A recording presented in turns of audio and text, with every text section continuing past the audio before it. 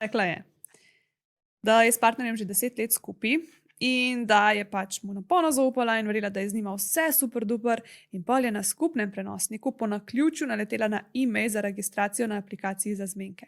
Ok, to se pravi, čisto po naključju je ona to našla.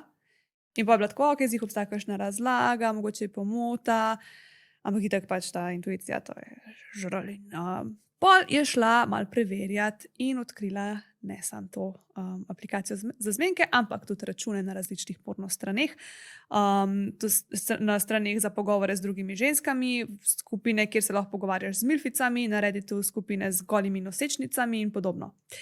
Pa je ugotovila tudi, da se je z drugimi ženskami dopisoval in izmenjeval intimne fotografije in pa se je sesul svet.